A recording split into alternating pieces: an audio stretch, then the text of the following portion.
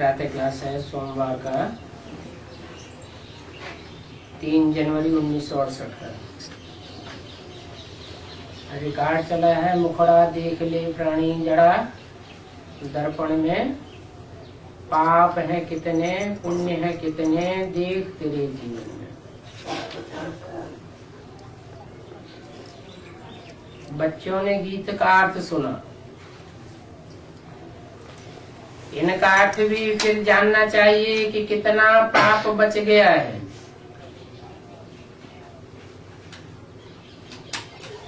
पाप थोड़ा बचा होगा तो निशानी क्या होगी, और पाप का बोझा ज्यादा है तो निशानी क्या होगी।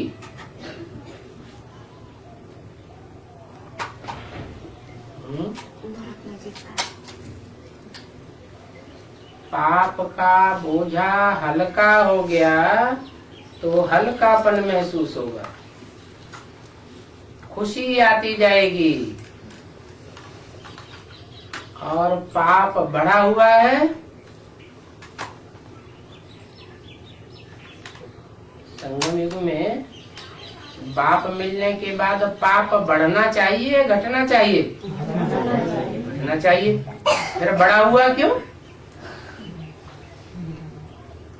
क्योंकि भूलें होती है श्रीमत के खिलाफ तो 100 गुना पाप चढ़ता भी है, और चढ़ने से फिर बोझा बढ़ जाता है। बोझा बढ़ जाता है तो भारीपन अनुभव होता है, हल्कापन अनुभव नहीं होता है। तो जानना चाहिए कितना पाप बच रहे हैं और कितने पुण्य जमा हुए हैं। अर्थात आत्मा को सतो प्रधान बनाने में कितना समय है।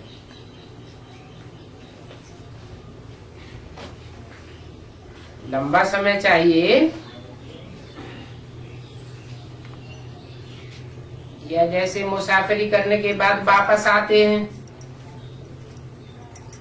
तो पेड़ रूख घर परिवार नजदीक आता जाता है तो नजदीक दिखाई पड़ता है। अभी पहुंचे कि पहुंचे ऐसे लगता है ना। तो देखना है कि आत्मा को सतो प्रधान बनने में कितना समय है, अभी हम कितना तक पावन बने हैं, ये समझ तो सकते हैं ना।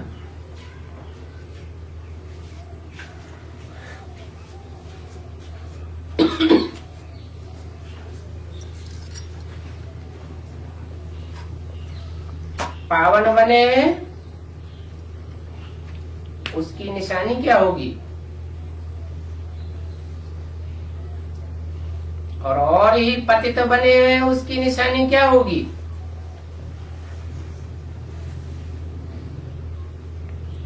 पावन बने हैं तो आत्माएं हमारी तरफ खींचेंगी, प्योरिटी खींचती है, यूनिटी बनाती है। और आत्मा पतित बनी है तो सब दूर दूर दूर दूर दूर दूर दूर करते हैं। सामने आने वालों की बात है, बाकी जो सामने ही नहीं आते, पीछे से ग्लानि सुन करके दूर दूर करते हैं, उनकी बात अलग। तो ये समझ सकते हैं कि हम अभी कितना पावन बने। पूरा पावन बन जाएंगे, पूरी ही पारस बुद्धि बन जाएगी, तो जो भी आत्मा नजदीक आएगी, सन्मुख आएगी, क्या महसूस करेगी कि हमने तो कुछ और समझा था, देखती तो कुछ और है। फट से आकर्षित होगी। जैसे पारस पत्थर का मिसाल है, लोहे को छुआ तो लोहा भी सोना बन जाता था। चार्ट में कोई लिखते हैं कि हम 2-3 घंटे याद करते हैं,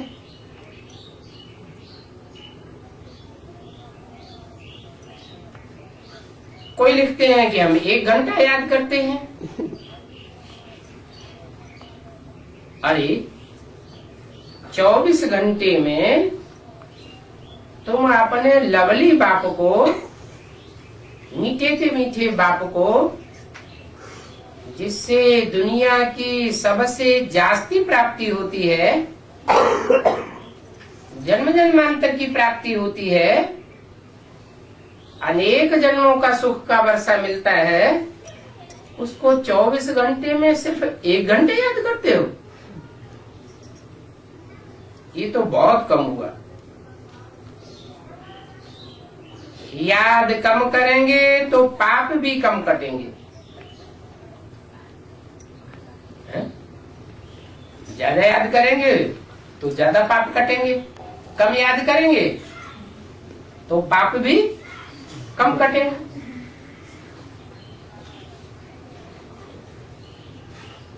अभी तो पाप बहुत है ना।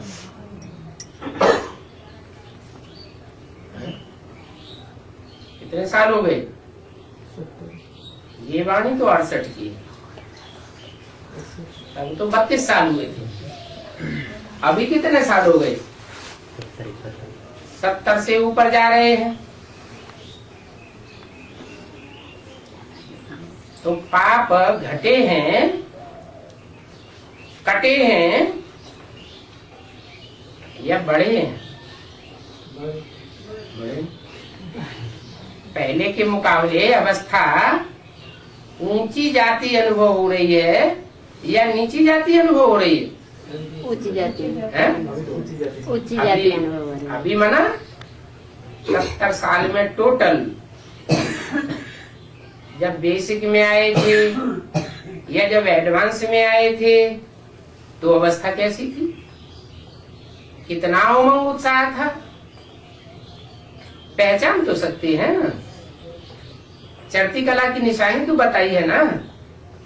चढ़ती कला तेरे बहाने सर्व का भला। जिसकी चढ़ती कला होगी वो घर में बैठ नहीं सकेगा। क्या करेगा? दूसरों का कल्याण करने के लिए, दूसरों की भी चढ़ती कला करने के लिए निकल पड़ेगा। चढ़ती कला तेरे बहाने सर्व का भला। सर्व का भला कर रहे हैं, इससे साबित होता है कि अपना भला हुआ है। अभी क्या स्थिति?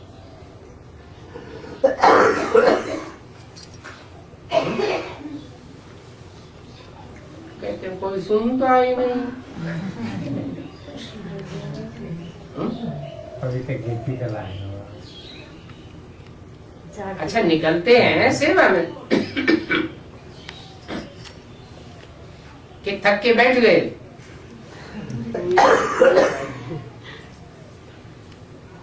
आत्मा को ही प्राणी कहा जाता है।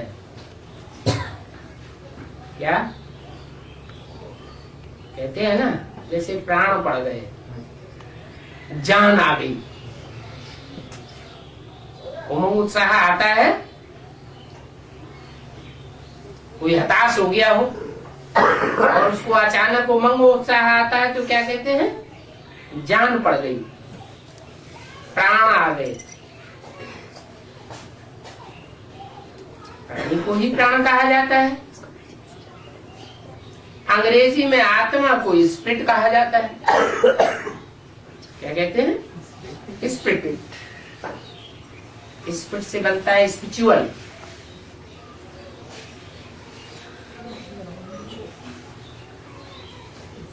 अंदरूनी शक्ति आती है तो कहते हैं आत्मा में स्मृति भर गई,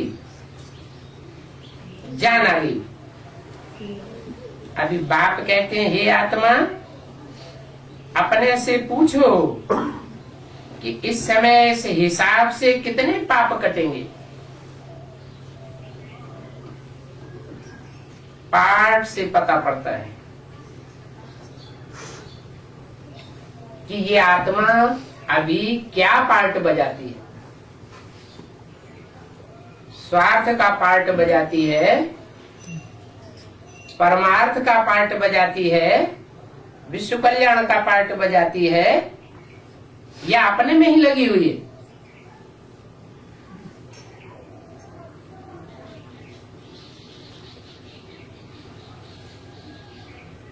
पता पड़ता है हम कितने पुण्यात्मा बने हैं।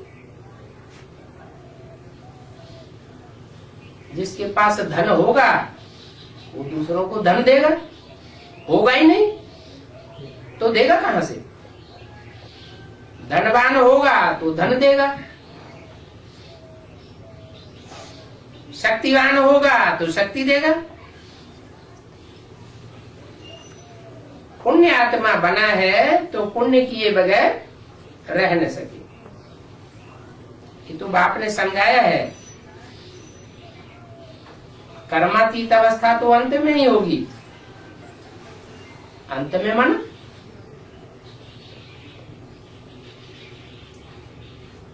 अंत कब? अंत होगा तब जब राजधानी स्थापन होगी, तो समझो अंत हुआ।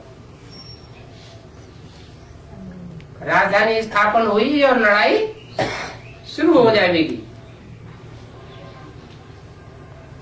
तो अंत में कर्मातीत अवस्था होगी। याद करते करते उस समय आदत पड़ जाएगी। उस समय माने किस समय? जब विनाश शुरू होगा, दुनिया में हलचल शुरू होगी, तो हमारी आदत पड़ जाएगी याद करने की। जिसने जितना याद करने की प्रैक्टिस कर ली वो पुरुषार्थ पक्का हो जाएगा। फिर पाप जास्ती कटने लग पड़ेंगे। क्या? अभी याद ऊपर नीचे होती है क्योंकि कर्मातीत अवस्था नहीं हुई है। पाप कर्म 63 जन्मों की किए हुए शूटिंग की रील में बार बार सामने आ जाते हैं, तो उनका भी कभी अंत होगा या नहीं होगा? होगा। तो जो लगन पूर्वक लगे रहेंगे वो जल्दी महसूस करेंगे कि अब हमारी याद टिक गई। लगन की अगन जग गई। जब लगन लग जाती है तो अग्नि, योगाग्नि तीव्र हो जाती है। जैसे सोना होता है, सोने में खाद पड़ी होती है, तांबे की खाद, चांदी की खाद और मेटल्स की खाद डाल देते हैं। तो जितनी जास्ती खाद होगी, सोने को अग्नि में तपाया जाता है। हल्की अग्नि होगी तो खाद नहीं निकलेगी। अभी योगाग्नि हमारी कैसी है? लगन की अगन तीव्र है, हल्की है। अगर तीव्र नहीं है, क्या तीव्र नहीं है तो पाप कटेंगे नहीं। जब प्रैक्टिस पक्की पड़ जाएगी, लगन की अगन तीव्र हो जाएगी, तो जल्दी जल्दी पाप कटने लग पड़ेंगे। अपनी ही जांच करनी है कि हम कितना बाप की याद में रहते हैं। अभी पूछा तो कोई ने बताया 1 घंटा, कोई ने बताया 3 घंटा।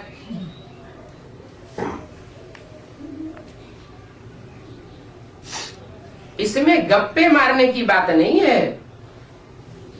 कोई गप्पा लगा देते हैं, बाबा हम तो हर समय आपकी ही याद में रहते हैं। ये तो अपनी जांच अपने आप करनी होती है। बाबा को अपना चार्ट लिख देंगे तो बाबा झट बता देंगे ये तुम्हारा चार्ट ठीक है या नहीं ठीक है। आसामी चलन की सर्विस देख बाबा झट बता देंगे। बार बार याद कईयों की रहती होगी।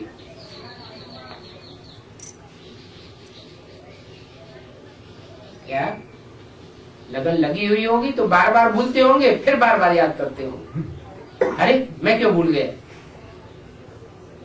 जो म्यूजियम व प्रदर्शनी की सर्विस में रहते हैं उनकी ऐसी अवस्था होगी। कैसी? जो सर्विस फील्ड में रहेंगे उनकी ऐसी अवस्था होगी कि बार बार उनको याद आवेगा कि मैं क्यों भूल गया। एक तो भूल जाने से जिनकी सेवा करते हैं उनके ऊपर असर नहीं पड़ता, सेवा का असर नहीं पड़ता। याद में रह करके सेवा करेंगे तो दूसरे के ऊपर भी असर पड़ता है। दूसरी बात, याद करते करते अपनी प्रैक्टिस पक्की होती है।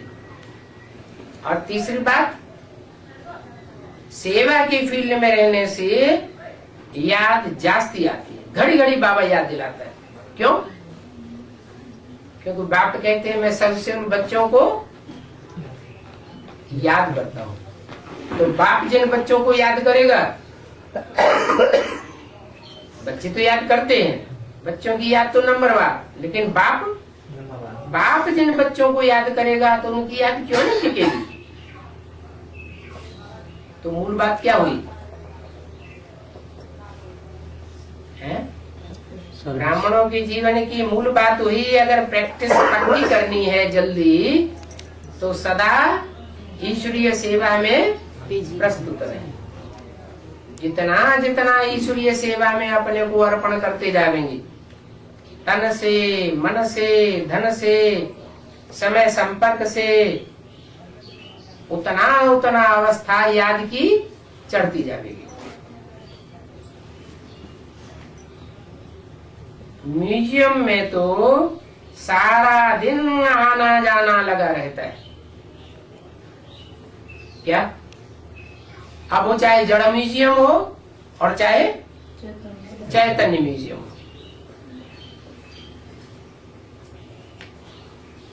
बेसिक में कौन सा म्यूजियम होता है? जड़ म्यूजियम था। चैतन्य बाप कौन है? चैतन्य लक्ष्मी नारायण बनने वाले कौन है? चैतन्य राम सीता कौन है? चैतन्य राधा कृष्ण कौन है? ये बुद्धि में पक्का पता होता ही नहीं। और अभी तो हम एडवांस में है, हमें एडवांस पता लग गया है कि पार्टधारी हैं वो यहाँ सचरूपी रंगमंच पर कौन कौन है,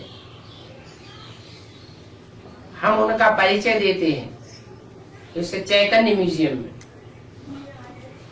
तो बोला, म्यूजियम में सारा दिन आवत जावत रहती है। जड़ म्यूजियम में या चैतन्य म्यूजियम में ज्यादा आवक जावक होगी? चैतन्य में ज्यादा होगी, जड़ में नहीं होगी। बेसिक में तो वहाँ बहुत एडवर्टाइजमेंट करते हैं जड़ म्यूजियम का, तब आना जाना होता है। और यहाँ तो कोई एडवर्टाइजमेंट होता नहीं। फिर भी चैतन्य वाइब्रेशन फेंकता है या जड़ वाइब्रेशन फेंकता है? जड़ मूर्तियां, जड़ चित्र जो है वो वाइब्रेशन नहीं फेंकते, और चैतन्य मूर्तियां चारों तरफ दूर बैठे भी वाइब्रेशन फेंकती हैं। तो सुबह से शाम तक आना जाना उनके पास लगा रहता है। तो क्या करना चाहिए? बाबा का इशारा क्या है? सेवा में बिजी रहे।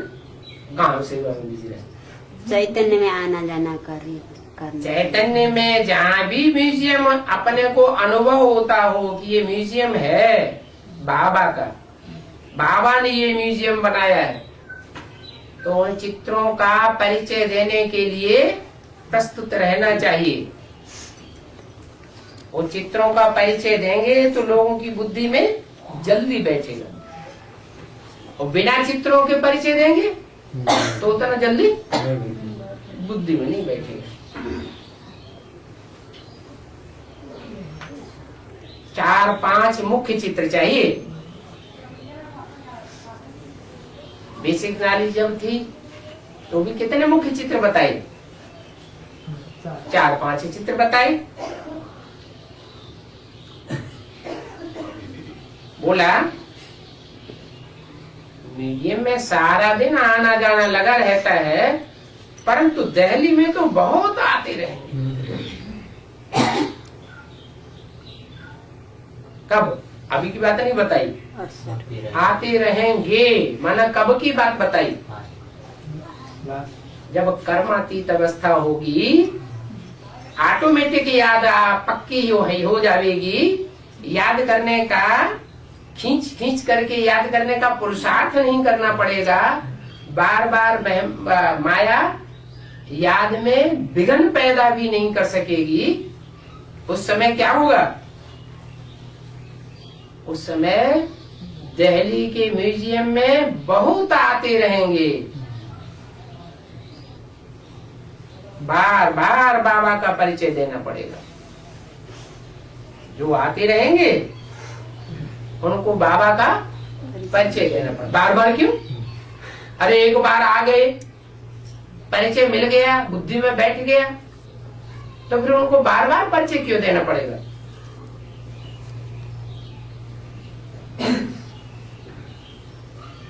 नहीं आया समझ? जब प्रत्यक्षता होगी चैतन्य चित्रों की, उस समय महाभारत युद्ध का नजारा होगा कि शांति का नजारा होगा?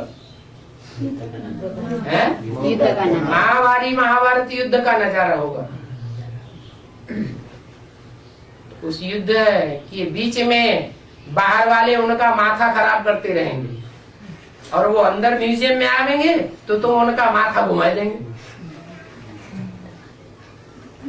तो बार बार वो बाहर जाएंगे, बार बार अंदर आएंगे, तो बार बार तुमको समझाना पड़े, परिचय देना पड़ेगा। क्या तुमको? अरे इनको इतनी बार समझाते हैं, इनकी बुद्धि बैठता ही नहीं, मरने दो। नहीं, ये कल्याण की भावना नहीं हुई, शुभ भावना नहीं हुई, शुभ कामना नहीं हुई कि थोड़ा सा समझा दिया, बात बुद्धि में नहीं बैठी तो जड़ दिया। नहीं, बार बार उनको समझाना पड़ेगा।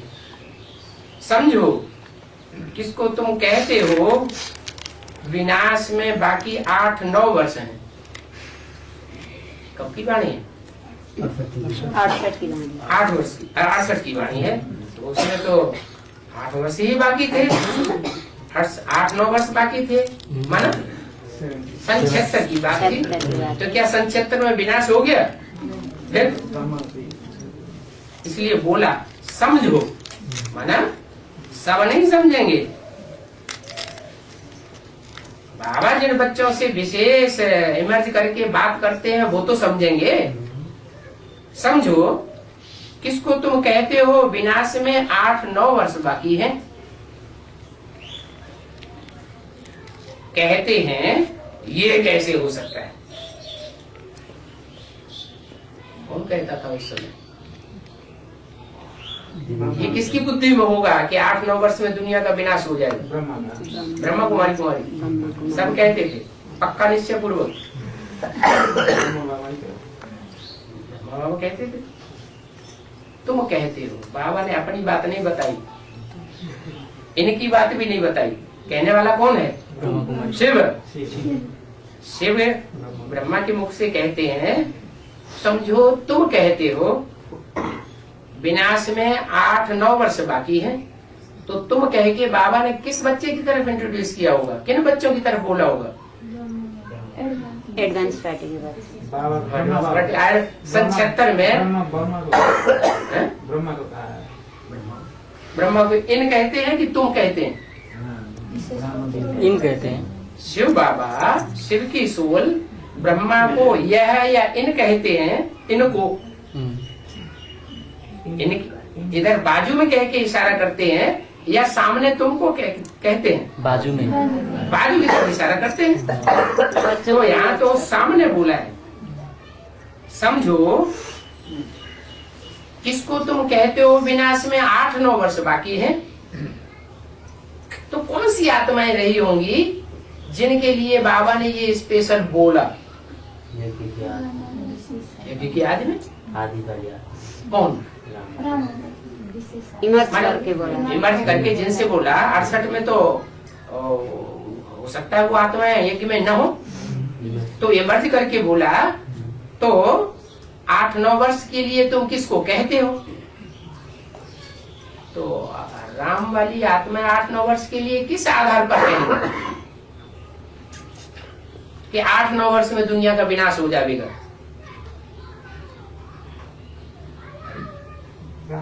100% निश्चय बुद्धि होंगे तब तो कहेंगे कि बाबा ने बोला है मुरली में तो सच्चाई बोला होगा।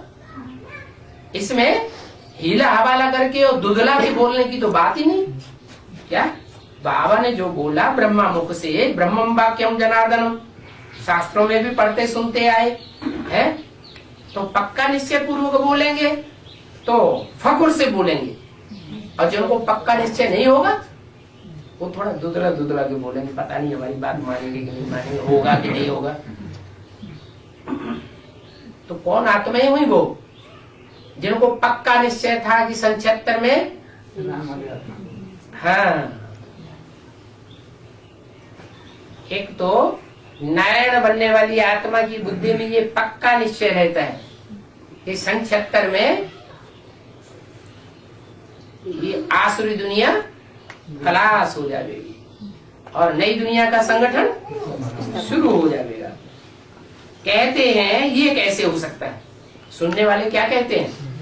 ये कैसे हो सकता है? हमारा विचार नहीं है कि इतनी बड़ी दुनिया 76 में खलास हो जाएगी। फट से कहना चाहिए, ये हम कोई थोड़े ही बताते हैं कि 10 वर्ष में दुनिया का विनाश हो जाएगा। क्या फकुर से कहना चाहिए, फट से कहना चाहिए, ये तो भगवान वाच है। क्या भगवान हमको बताते हैं कि 8-10 वर्ष में शायद इस दुनिया का विनाश हो जाएगा। भगवान वाच है ना,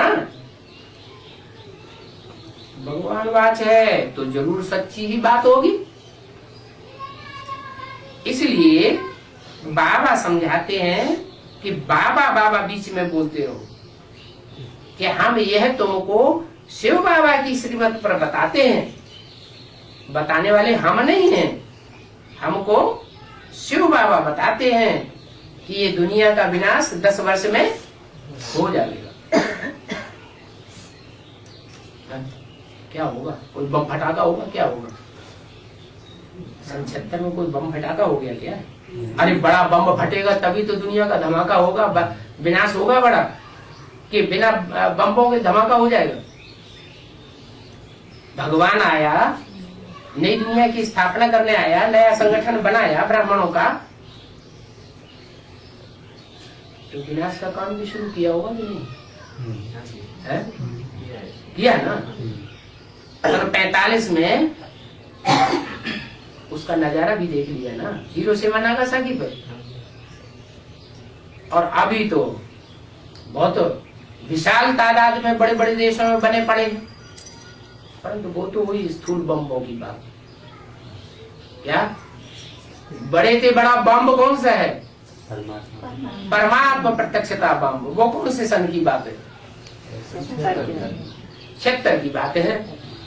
पहले बेसिक नॉलेज वालों को किसी को पता नहीं था कि साकार में कोई और भगवान का प्रैक्टिकल डायरेक्ट स्वरूप होगा। किसको समझते थे? तो ब्रह्मा बाबा को ही समझते थे। तो ये बड़े से बड़ा परमात्मा प्रत्यक्षता बम 76 में फट पड़ा। भले 73-74 में अव्यक्त वाणी में इशारा भी दिया। क्या इशारा दिया था? 76 को बाप का प्रत्यक्षता वर्ष मनाओ। लेकिन वो सामान्य रूप से सुनने वालों ने सुन लिया और समझने वालों ने समझ लिया कि हम बहुत सर्विस करेंगे। हम बड़े बड़े मेले के प्रोग्राम बना रहे हैं ना, 73 से बड़े बड़े मेले मलाकर शुरू हो गए। तो ये इतने बड़े बड़े मेले हो रहे हैं, अब जल्दी ही बाप की प्रत्यक्षता, बहुत सामान्य बात समझ ली। ये नहीं समझा कि कोई प्रैक्टिकल साकार स्वरूप होगा और उसके द्वारा साकार में शिव बाबा और ब्रह्मा बाबा प्रत्यक्ष होकर के पाठ बजाएंगे। और वो बात सन 76 में एडवांस पार्टी के द्वारा ब्राह्मणों की दुनिया में बम फट गया। बड़े से बड़ा बम कौन सा है? परमात्मा प्रत्यक्षता बम।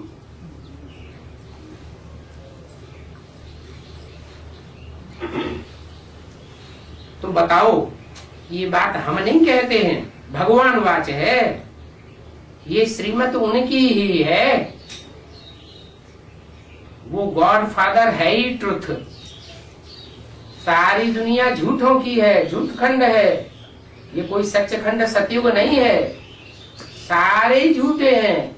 और एक शिव बाबा वो हमको बता रहा है कि 10 वर्ष में पुरानी दुनिया का विनाश हो जाएगा। तो पहले तो बाप का परिचय जरूर देना पड़े कि वो एक ही सत्य है और बाकी सब झूठे हैं।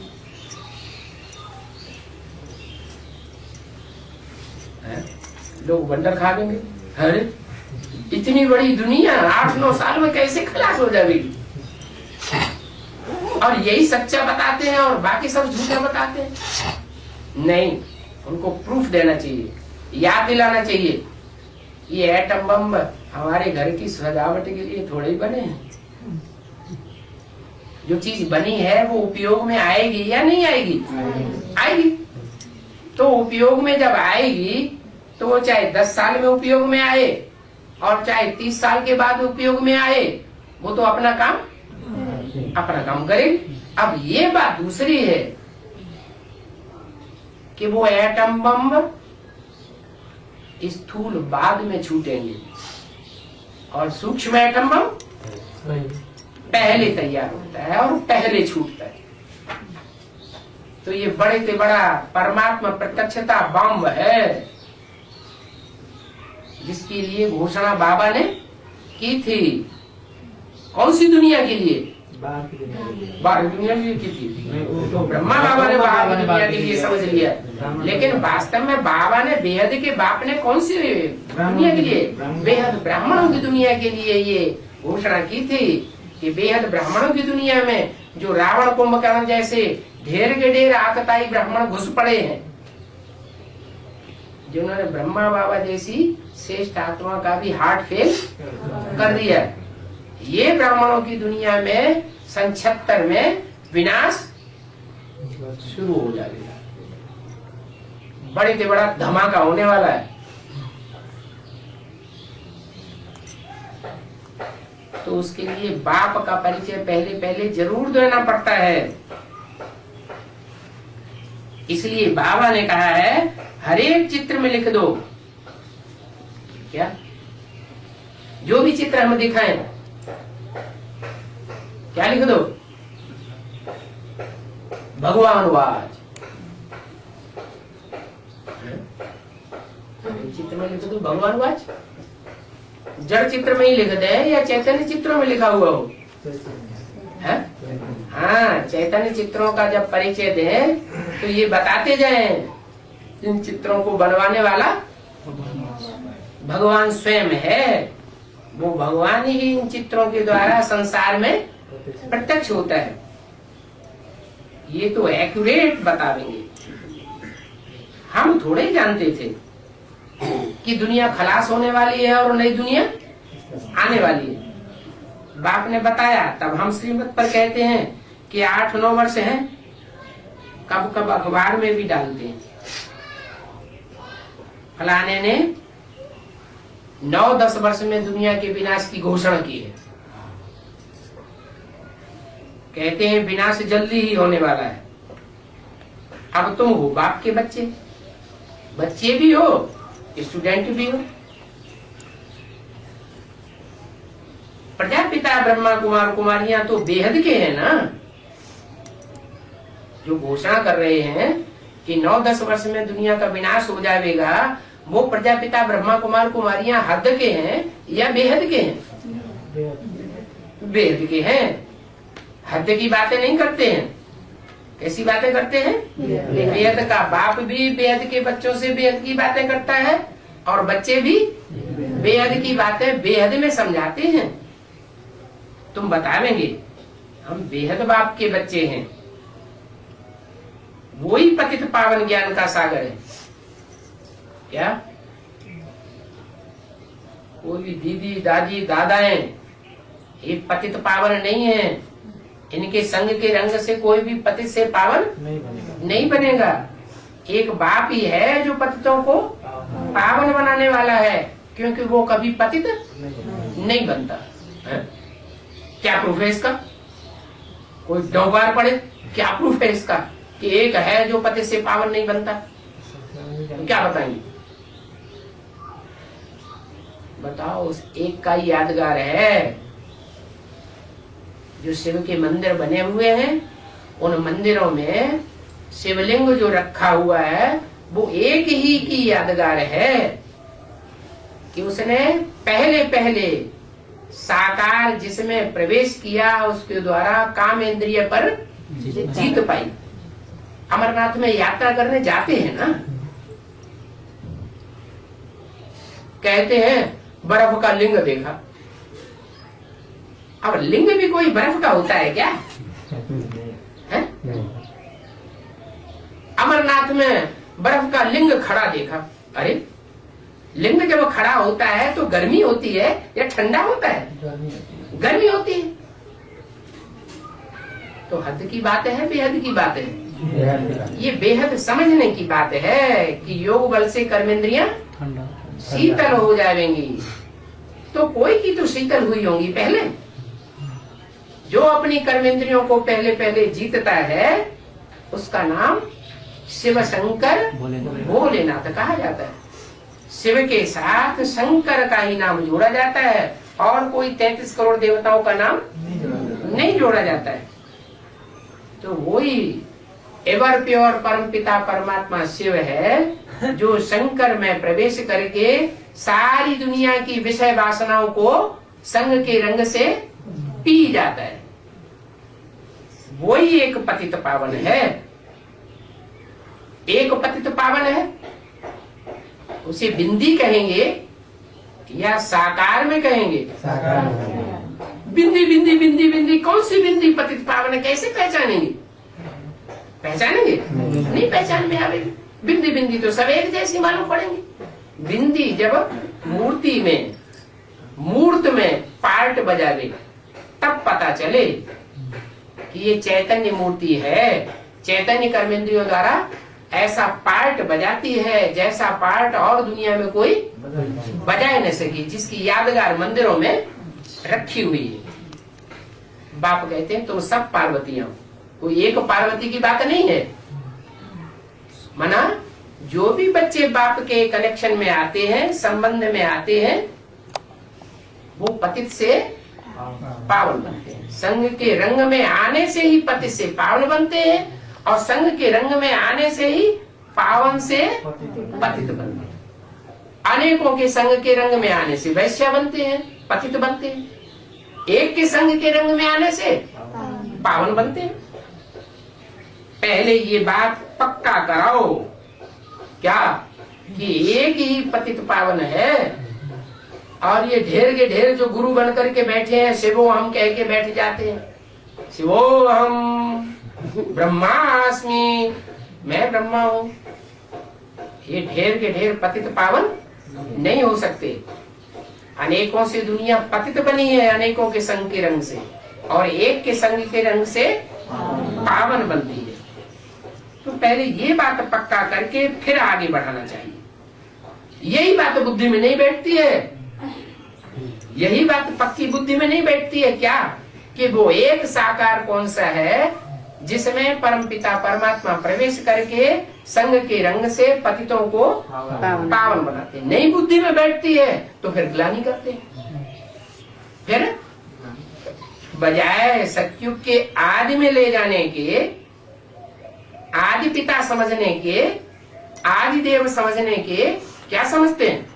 कलयुग के अंत में पैदा होने वाला कलंकों को धारण करने वाला कलंक इधर है। क्या ग्लानि करने लग पड़ते हैं। शिव बाबा ने कहा है यादव कौरवादि विनाश काले विपरीत बुद्धि विनश्यति। क्या कहा शिव बाबा ने? विनाश क्या काले विपरीत अभी शिव बाबा आया हुआ है, कहते हैं 9-10 वर्ष में पुरानी दुनिया का विनाश होने वाला है, नई दुनिया की स्थापना होने वाली है। लेकिन जो यादव और कौरव कुल के होंगे, विनाश तो होने वाला है, लेकिन किसका विनाश होने वाला है? जो यादव कुल के हैं। बाहर की दुनिया में, अंदर की दुनिया में, ब्राह्मणों की अंदर की दुनिया में जो यादव कुल के हैं, माने क्रिश्चियन है, इस्लामी है, बौद्धि है, ये सब यादव हैं, यदुवंशी हैं, बड़े हट्टे कट्टे मोटे ताजे हैं कि नहीं? और बड़ी बड़ी विशाल संपत्ति वाले हैं। भारतवासियों के पास इस समय ज्यादा धन दौलत है या विदेशियों के पास ज्यादा धन दौलत? बड़े बड़े महलमानियां अटारियां किसके पास हैं? इस्लामियों के पास, बौद्धियों के पास, क्रिश्चियंस के पास। भले वो मेहनत करते हो या ना करते हो, फिर भी उनके पास है।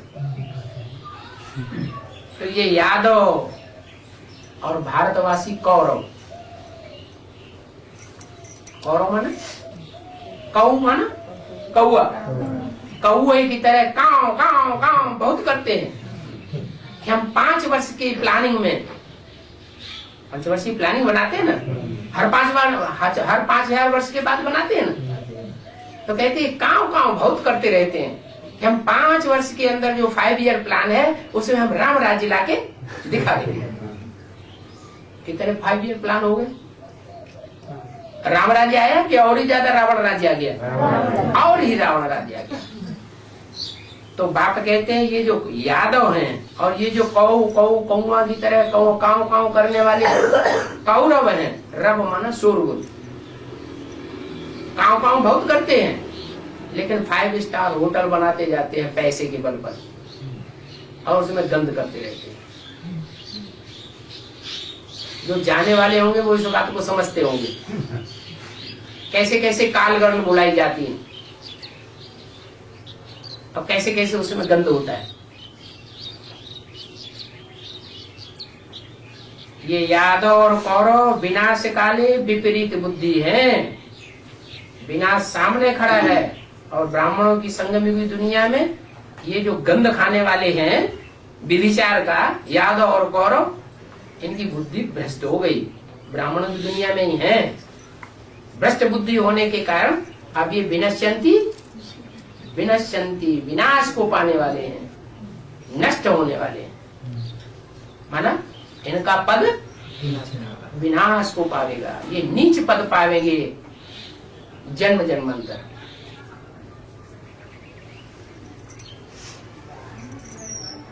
आगे चल के शिव बाबा नाम लेते रहेंगे। क्या कहा?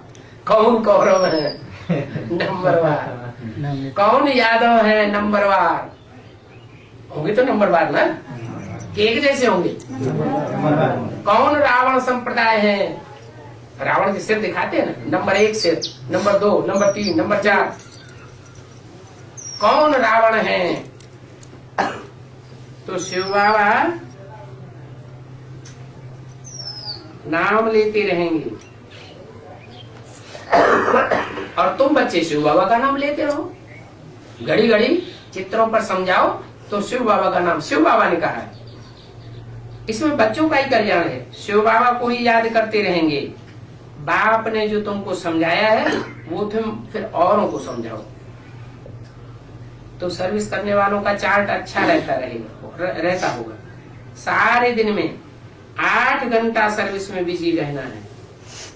क्या कहा? कर्मा की अवस्था रहने के लिए क्या जरूरी है? 8 घंटे पेट की पूजा करने के लिए धंधा करो और 8 घंटे आत्मा मन बुद्धि का अनेक जन्मों का कल्याण करने के लिए। 84 के चक्र में आत्मा आती है ना, तो 84 के चक्र में आत्मा कैसे सुखी रहे उसके लिए पुरुषार्थ करते रहो। 8 घंटा सर्विस करो। माने आत्मा की भी सेवा 8 घंटा, ये बुद्ध रूपी पेट है ना, इसके लिए भी कुछ कमाई करना कि नहीं? ये अनेक जन्मों की कमाई है। तो 8 घंटा ईश्वरी सेवा में दो और 8 घंटा शरीर के पेट की सेवा में दो। करके 1 घंटा 2 घंटा रेस्ट लेते रहेंगे, फिर भी बाप कहते हैं 4 घंटे नींद काफी है।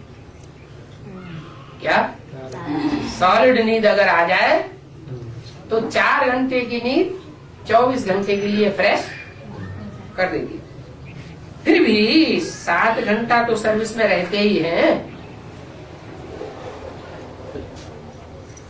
बोला तो समझना चाहिए उनके विकर्म बहुत विनाश होते हो, तो 7-8 घंटे ही सूर्य सेवा में रहें।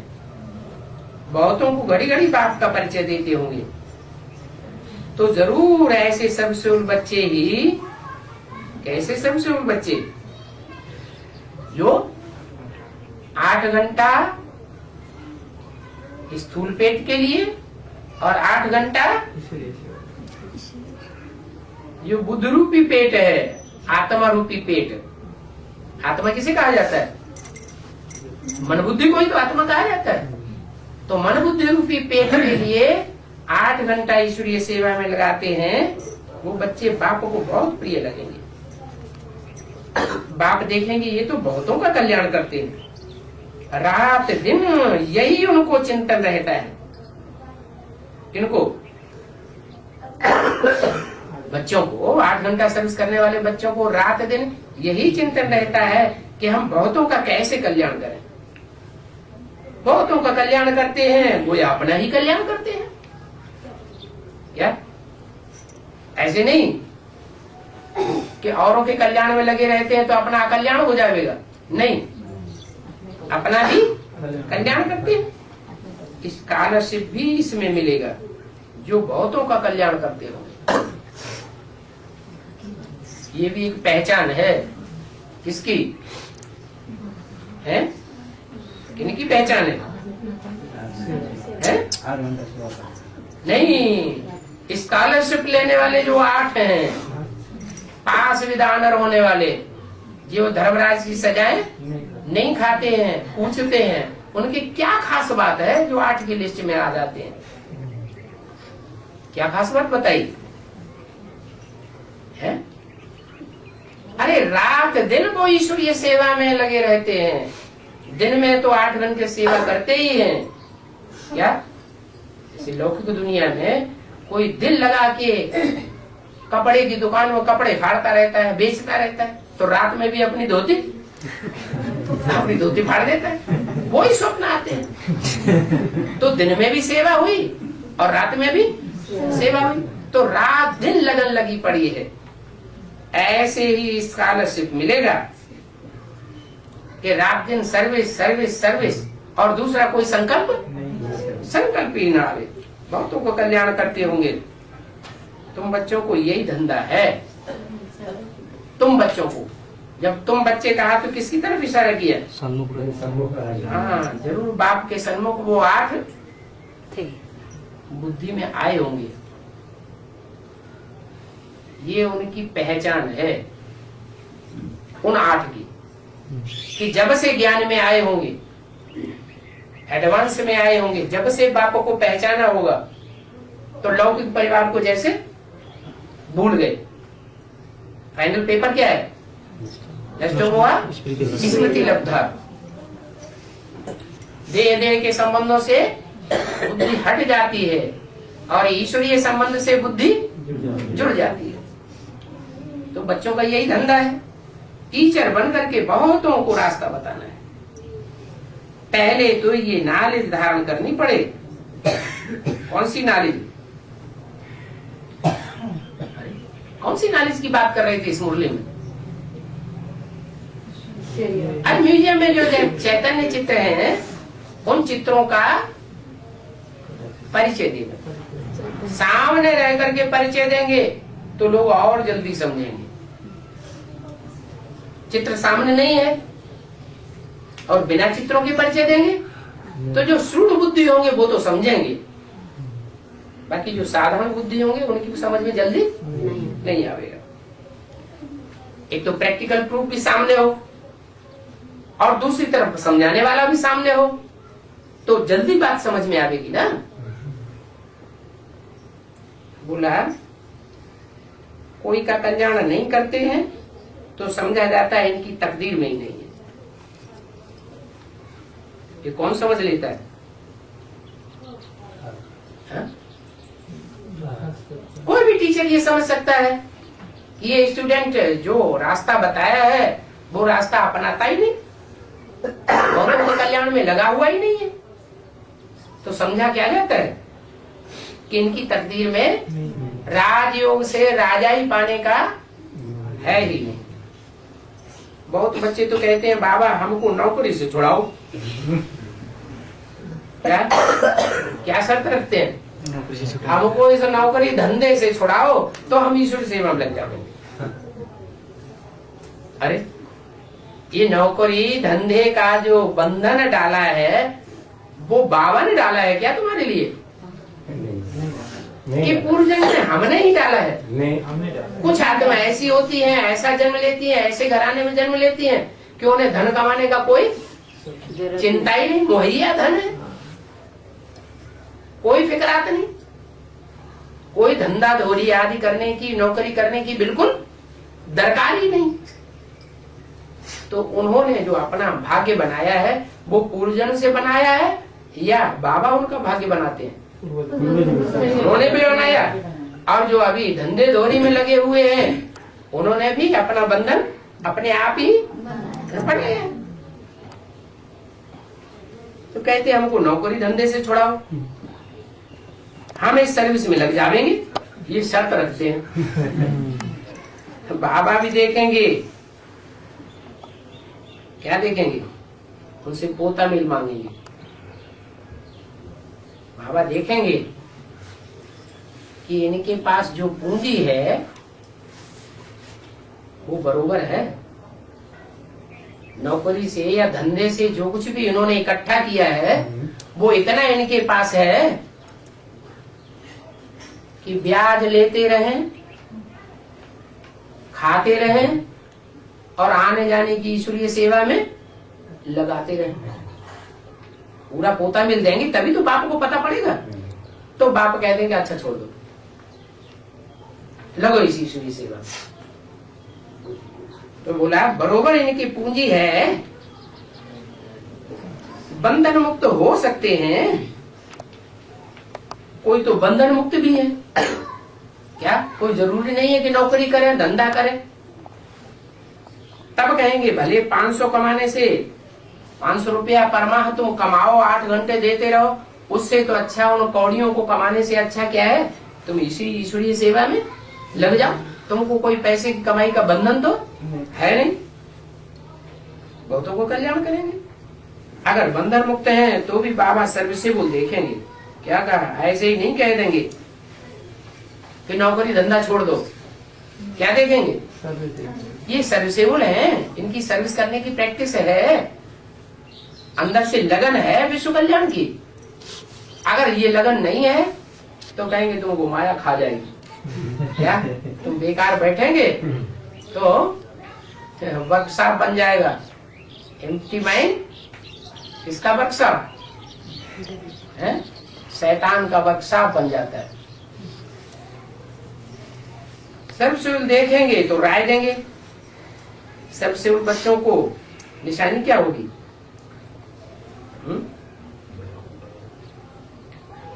जो सर्वसेवक बच्चे होंगे उनकी क्या निशानी होगी?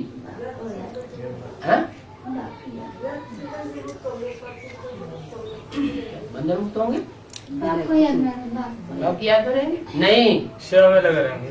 नहीं, सेवा तो हम बहुत से लगे रहते हैं, सर्विस भी करते रहते हैं, जो मन में आया सो ही बोलते रहते। देखते नहीं कि हम श्रीमत के अनुकूल बोल रहे हैं या श्रीमत के बरखिलाफ बोल रहे हैं।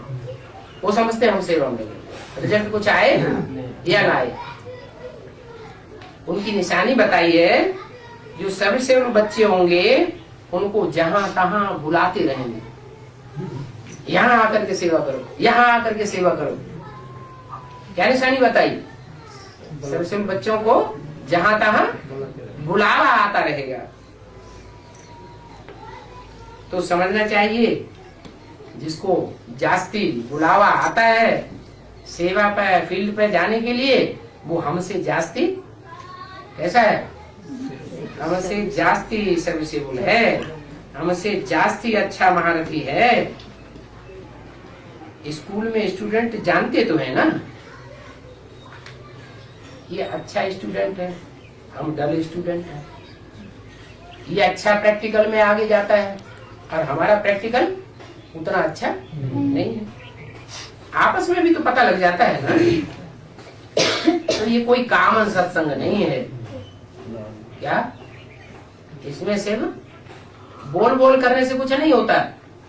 यहाँ तो सब प्रैक्टिकल है। भक्ति मार्ग में प्रैक्टिकल नहीं होता और ज्ञान मार्ग में सब कुछ प्रैक्टिकल है। सत्य माना ही सत्य बोलने वाला। सत्य किसको कहें, जो सच्चा बोलने वाला है वो ही सत्य है। हम श्रीमत पर आपको ये समझाते हैं, हम ये नहीं कहते कि ये बात हम बता रहे हैं तुमको, ये हमारा ज्ञान है हम तुमको सुना रहे हैं, नहीं, हमको ईश्वर सुनाने वाला है। ईश्वर की मत तुमको अभी मिलती है। बाप कहते हैं बच्चे तुमको अभी वापस जाना है। कहाँ वापस जाना है? वापस जाना है। कहाँ वापस जाना है? नहीं, यज्ञ के आदि में जिस दुनिया में थे उसी दुनिया में वापस जाना है। कौन सी दुनिया में थे यज्ञ के आदि में? है? हाँ, नहीं, यज्ञ के आदि में ब्राह्मणों की जो एडवांस पार्टी अभी है, वो एडवांस पार्टी के बच्चे कहाँ थे? संगम युग के आदि में कहाँ थे? राम बाप के साथ ही गए। राम बाप के साथ ही रहेंगे, वहीं थे, उसी दुनिया में थे, सूर्यवंशी थे। कोई ज्यादा नजदीक थे, कोई थोड़े कम नजदीक थे। सबको वापस जाना है, उसी दुनिया में वापस जाना है। बाप का घर कौन सा है? शांति धाम। शांति देवा कौन है?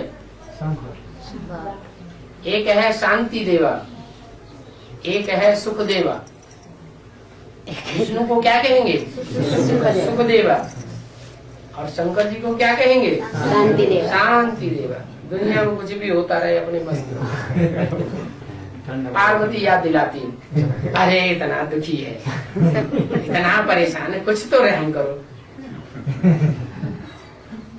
तो पार्वती वैष्णो देवी वो सुखधाम में खींचना चाहती, और वो खींच खींच के कहाँ ले जाते? शांति धाम में ले जाते। तो एक है शांति देवा, एक है सुखदेव। शास्त्रों में नाम भी तो है सुखदेव, है? हाँ। सुखदेव जी महाराज। 3 जनवरी 1968 की वाणी का दूसरा पेज। अब बेहद का सुख का वर्षा देने वाला बाप आया हुआ है, उससे बेहद के सुख का वर्षा ले लो। क्या एक तरफ सुना दिया दुनिया का विनाश होने वाला 8-10 वर्ष में, और फिर क्या सुनाते? विनाश तो होने वाला है, लेकिन जो 8-10 वर्ष रहे हैं उसमें बेहद का वर्षा ले लो, सुख का। है ना? बाप आया हुआ है नर से नारायण बनाने। ये राजयोग है ना, तो राजयोग से विश्व की बादशाही, विश्व के राजापने की बादशाही मिलती है।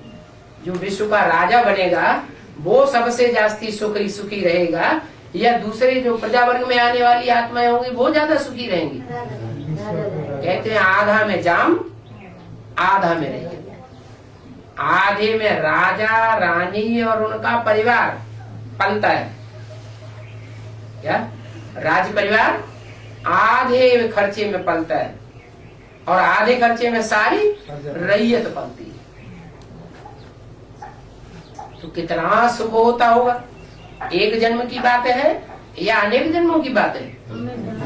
अनेक जन्मों की बात है। बाप आकर के बेहद का वर्षा देते हैं। बेहद का बाप है ना, कल्प कल्प में तुमको मिलता ही आया है। क्या एक बार की बात नहीं? ये वर्षा यहाँ अगर ले लिया तो कल्प कल्प के लिए भी मिलता आया और कल्प कल्प मिलता रहेगा, क्योंकि स्वर्ग की स्थापना तो कल्प कल्प होती है ना, कि एक ही बार होती है। हर कल्प के आदि में स्वर्ग की स्थापना होती है। तो जिनको वो स्वर्ग का वर्षा मिलना होता है वो अब पक्का हो रहा है।